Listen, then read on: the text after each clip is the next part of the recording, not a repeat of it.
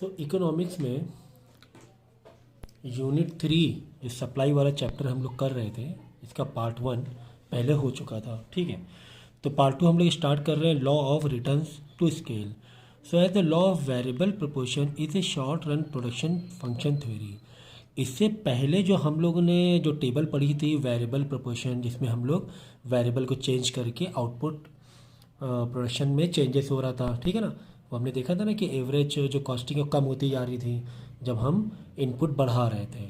तो वो जो चीज़ें थी, वो जो लॉ था, वो जो थ्योरी थी, वो शॉर्ट रन के लिए थी। अब हम पढ़ रहे हैं law of returns to scale, एक बड़ी क्वांटिटी में एक लॉन्ग टर्म के हिसाब से हम क्या चेंजेस करें, किस में चेंजेस करें। भाई शॉर्ट टर्म में तो ये होता है कि वेरिएबल आपने बढ़ा दिया, रॉ मटेरियल बढ़ा दिया, मशीन को ज़्यादा देर चला दिया और प्रोडक्शन बढ़ जाएगा एक पॉइंट तक के शॉर्ट टर्म के लिए, लेकिन लॉन्ग टर्म के लिए पॉसिबल नहीं हो पाएगा। लॉन्ग टर्म के लिए अगर आपको स्केल बढ़ाना है तो उसमें डिसीजन अलग लेने होंगे। बेसिकली इसमें हम लोगों को ये पढ़ना है। तो इसमें हम क्या चेंजेस करें कि law of return to scale में लॉन्ग टर्म के पॉइंट ऑफ व्यू से, तो इसमें हम लोग ये चेंज कर सकते हैं कि कैपिटल हो गया आपका, फिक्स एसेट हो गए और नई मशीनरीज खरीद लिया हमने, तो ये होते हैं लॉन्ग टर्म। कैपिटल मतलब और ज़्यादा इन्वेस्ट हमने पैसे कर दिए, तो ये इससे रिटर्न टू स्केल में लॉन्ग टर्म में फ़ायदा होता है, लॉन्ग टर्म में फ़ायदा होता है। तो increasing return to scale means an increase in a level of output more than the increase in the input. मतलब हमें आउटपुट बढ़ाना है, हमें प्रोडक्शन बढ़ाना है, हमें इनपुट बढ़ाना पड़ेगा, लेकिन कंपैरेटिवली हम कम इनपुट बढ़ा कर ज़्यादा आउटपुट ले लें। इनपुट भी बढ़ाना पड़ेगा, हमें लेबर बढ़ाना पड़ेगा, लेकिन कम इन कंपैरेटिवली इनपुट हम मेरा कम मुझे बढ़ाना पड़े, आउटपुट मेरा ज़्यादा बढ़ जाए। एग्जाम्पल के तौर पे मैंने इनपुट बढ़ाया 15%, इनपुट कितना बढ़ाया 15% और आउटपुट मेरा कितना बढ़ गया 35% बढ़ जाए। अगर ऐसा हो रहा है तो अच्छी बात है ना, फिर हमारा बेनिफिट है, हमें कम इनपुट पे हमें ज़्यादा वो मिल रहा है। तो बस यही कहानी हो रही है। ये हो गया कैपिटल, ये हो गया लेबर। कैपिटल बढ़ा रहे हैं, लेबर बढ़ा रहे हैं, तो हमारा आउटपुट बढ़ता जा रहा है, ठीक है ना। हाँ, डिक्रीजिंग रिटर्न टू स्केल होगा, जो रेट होगा एग्जाम्पल के तौर पे 15% में 35% बढ़ रहा है। अब इसका मतलब ये नहीं हुआ कि 15 का मैं यहाँ 30 कर दूँ तो ये 35 का 70 हो जाएगा, डबल हो जाएगा। इसका मतलब ये नहीं, एक जो रेट होता है वो डिक्रीजिंग में चलता है, ये आपको मालूम है। ठीक है, रेट डिक्रीजिंग में चलता है। जो इसका आइजो काउंट है, जो कर्व है, स्लोप जो है वो थोड़ी सी बेंड होती जाएगी। ठीक है ना, देखो यहाँ पे IQ 100 है, यहाँ पे IQ 200 है, यहाँ पर IQ 300 है। ठीक है ना, क्योंकि हम कैपिटल बढ़ाते आ रहे हैं, लेबर ही बढ़ा रहे हैं, तो जो क्वांटिटी हमारी IQ मतलब आइजो काउंट, वो क्या होती जाएगी, बढ़ती जाएगी। वो क्या, अब ऐसे लगाओ, देखो मेरा लेबर इतना था पहले, समझो लेबर 100, 200, 300, ऐसे ही लेबर 100 लेबर, कैपिटल है समझो 1 करोड़, तो 1 करोड़ कैपिटल पे 100 लेबर है, तो कितना हुआ क्वांटिटी, एक इधर आ गया।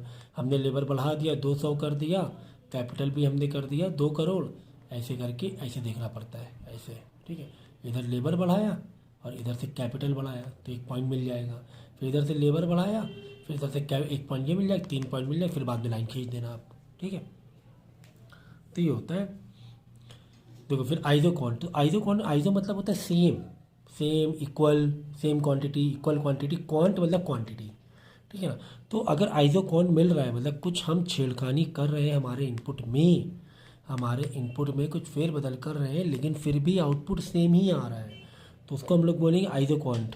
ठीक है ना, जैसे कि लेबर 1 था, कैपिटल 150 हमने रुपए खर्चा किए थे या 1000 खर्चा किए थे, जो भी है, तो हमारा आउटपुट 500 मिल रहा था। अब हमने क्या कि लेबर को बढ़ा दिया,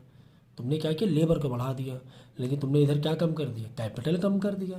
दोनों भी तो फैक्टर ऑफ प्रोडक्शन है। अगर एक फैक्टर ऑफ प्रोडक्शन बढ़ा रहे हो और एक घटा रहे हो तो घूम फिर का आउटपुट तो नहीं मिलेगा। फिर हमने इधर लेबर को बढ़ा दिया लेकिन इधर कैपिटल को कम कर दिया, इन्वेस्टमेंट को कम कर दिया। तुमने लेबर बढ़ा दिया लेकिन इन्वेस्टमेंट तुम्हारा कम हो गया, तुम रॉ मटेरियल कम खरीद के लाओगे तो बनेगा तो कम ही ना। तो लेबर तो बढ़ा दिया, ठीक है, जल्दी बन जाएगा, लेकिन क्वांटिटी उतनी ही रहेगी। तो एक तरफ अगर तुम फैक्टर प्रोडक्शन बढ़ा रहे हो लेकिन एक तरफ फैक्टर प्रोडक्शन कम कर रहे हो, तो घूम फिर के बात वही हो जाएगी, आउटपुट तुम्हारा सेम रहने वाला है, मतलब आइजो में रहने वाला है। ठीक है ना। अब इसका आइसो देखो 500 यूनिट है, इसका आइसो क्या है, कर्व का 500 है कि एक तरफ तुमने कैपिटल घटाया तो एक तरफ लेबर तुम्हारा बढ़ाया। देखो लेबर 1 था तो कैपिटल कितना था, 150 था। लेबर 2 था तो कैपिटल तुमने 100 कर दिया। लेबर 3 था कैपिटल 75 कर दिया। लेबर 4 तो कैपिटल तुमने 50 कर दिया। लेबर 5 तो कैपिटल तुमने 25 कर दिया। बाद में सारी लाइन को जोड़ देना है ना, ऐसे पॉइंट बनाना, ऐसे 1 पॉइंट 2 पॉइंट 3 पॉइंट 4 पॉइंट इस तरह मैच करके ग्राफ का इतना बेसिक तो आता ही होगा, बाद में लाइन ज्वाइन कर देना। तो इसका IQ कितना है, 500 यूनिट है कि ये जो कॉम्बिनेशन है, ये जो कॉम्बिनेशन है ये 500 आउटपुट का है कि एक तरफ कैपिटल कम हो रहा है तो लेबर बढ़ रहा है। तो इस तरीके से अब हमने क्या किया, देखो कैपिटल लेबर में भी हमने देखो IQ बढ़ाने की कोशिश की है। ये हमने IQ बढ़ाने की कोशिश की है कैपिटल लेबर में ही। तो हमने ऐसे कॉम्बिनेशन रखे कि हमारा क्या हो, IQ का लेवल जो है वो बढ़ जाए उसी कैपिटल लेबर के कॉम्बिनेशन में, ठीक है ना। तो आइसोकॉन की प्रॉपर्टी क्या है, इसका स्लोप जो डाउनवर्ड होता है। डाउनवर्ड क्यों होता है भाई, हम ये किससे खेल रहे हैं, हम लोग ये प्रोडक्शन ऑफ फैक्टर से खेल रहे हैं। अगर एक प्रोडक्शन ऑफ फैक्टर, एक फैक्टर ऑफ प्रोडक्शन कम होगा तो दूसरा फैक्टर ऑफ प्रोडक्शन क्या हो जाएगा, बढ़ जाएगा, है ना। बढ़ाना पड़ेगा हमें अगर आइसो सेम रखना है, आइसोकॉन सेम रखना है। तो इसीलिए इसका जो स्लोप होता है डाउनवर्ड होता है। डाउनवर्ड मतलब एक कम हो रहा है तो एक बढ़ रहा है। कॉन्वेक्स होता है ओरिजिन से ये कॉन्वेक्स होता है। देखो कॉन्वेक्स समझ गए ना, ऐसे उभरा हुआ, ऐसे ये उभरा हुआ है ना, बाहर की तरफ है ना, ऐसे नहीं है। कर्व कैसे, ऐसे है। तो ओरिजिन, ये ओरिजिन है, ओरिजिन की तरफ कॉन्वेक्स है। So as we had discussed in the above property that isocon curve downward sloping and it has a negative slope. Downward sloping negative होता है, ये नेगेटिव हुआ ना, डाउनवर्ड स्लोपिंग ये नेगेटिव है कि नहीं है। एक नेगेटिव कैसे सर भाई, अगर हम कैपिटल कम कर रहे हैं तो लेबर हमें बढ़ाना पड़ रहा है, एक कम कर रहे हैं तो एक बढ़ाना पड़ रहा है, तो वो नेगेटिव रिलेशन में बैठ गया, ठीक है। So downward slope, it has negative slope and it operates under law of marginal rate of technical substitutions. Marginal. So it says that it equals the ratio of the marginal product in labor and marginal product of capital. That is one factor given up to get one additional unit of other factor to produce the same output, which creates a convexity of isocont curve. Thus the slope of isocont can be represented change in capital upon change in labor.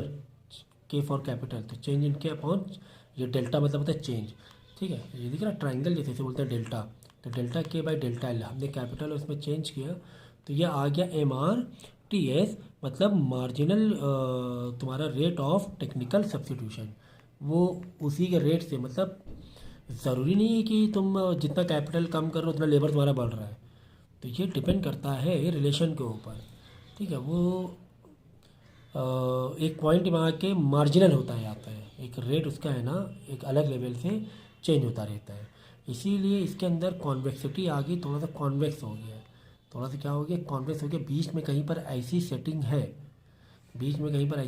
तो capital घटाने से labour उतना ही बनाना पड़ रहा है। लेकिन यहाँ पर देखो फुल टू फुल क्या है, ज़्यादातर मतलब वर्टिकल ज़्यादा है, यहाँ पर देखो हॉरिजॉन्टल ज़्यादा है, यहाँ पर देखो बीचों बीच में है ना, यहाँ पे देखो ऐसे आया, सीधा आया है।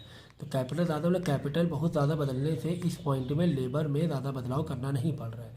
ठीक इसी तरह यहाँ पर लेबर बढ़ाने घटाने से इस पार्ट में कैपिटल में ज़्यादा बदलाव नहीं करना पड़ रहा है। कुल मिला के आपको डायग्राम रीड करना आना चाहिए, ठीक है ना। तो यही हो गया MPL अपॉन MPK, क्योंकि MRTS है वो L और K के बीच में है, एक लेबर और कैपिटल के बीच में है, ठीक है।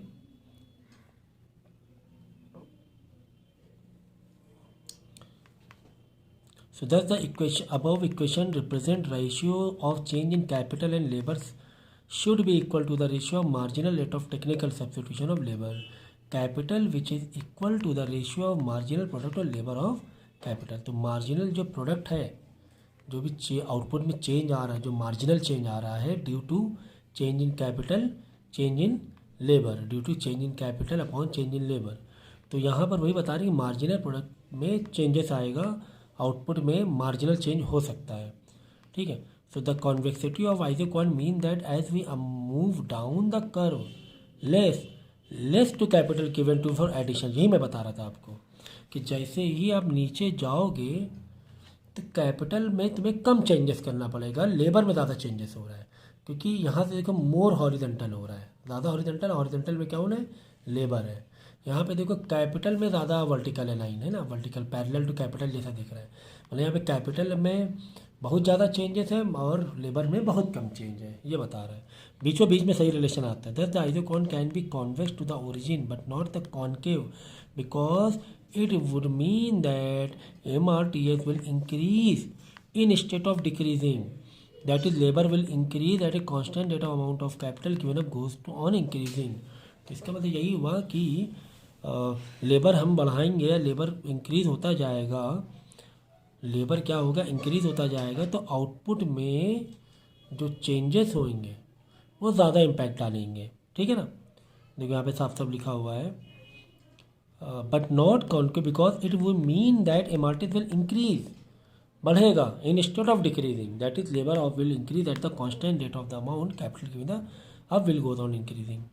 आइसोकॉन डू नॉट इंटरसेक्ट नहीं होते हैं आपस में। द प्रॉपर्टी ऑफ आइसोकॉन से that two isoquant will never intersect each other, explain this will take the help of diagram. तो ये देखो यहाँ पे देखो क्या, यहाँ पर देखो ए में तो इंटरसेक्ट कर रहे हैं, लेकिन सी और बी में हमें अगर हम आउटपुट मिल रहा है सी और बी पर, और इंटरसेक्शन कहाँ पर, ए पे, तो the above figure represent two different isoquant IQ1 and IQ2 where it represents the level of output 100 and 200 unit respectively.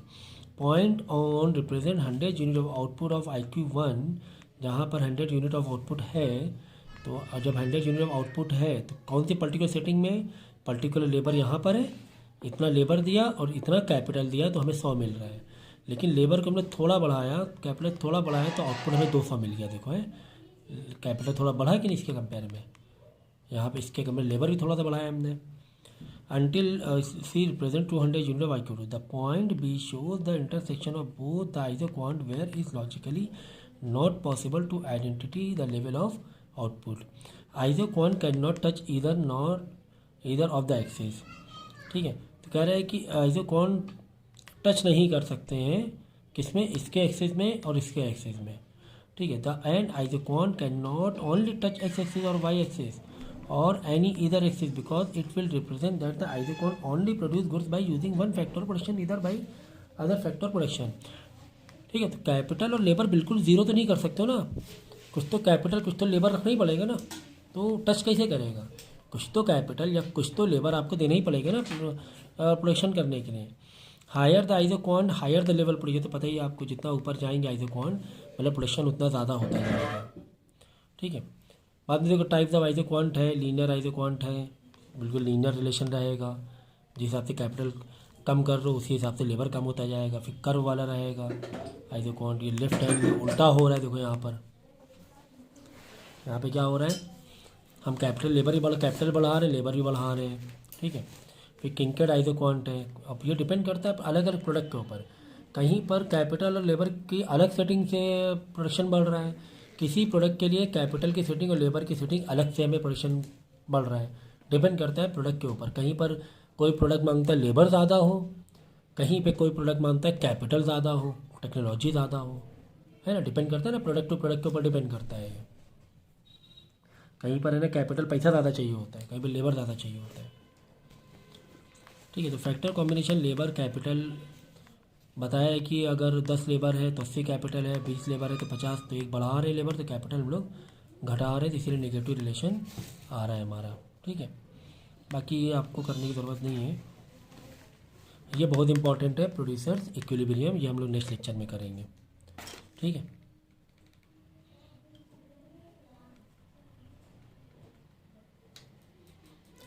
ये प्रोड्यूसर इक्विलिब्रियम इंपॉर्टेंट कॉन्सेप्ट है, इसको हम लोग नेक्स्ट लेक्चर में करेंगे।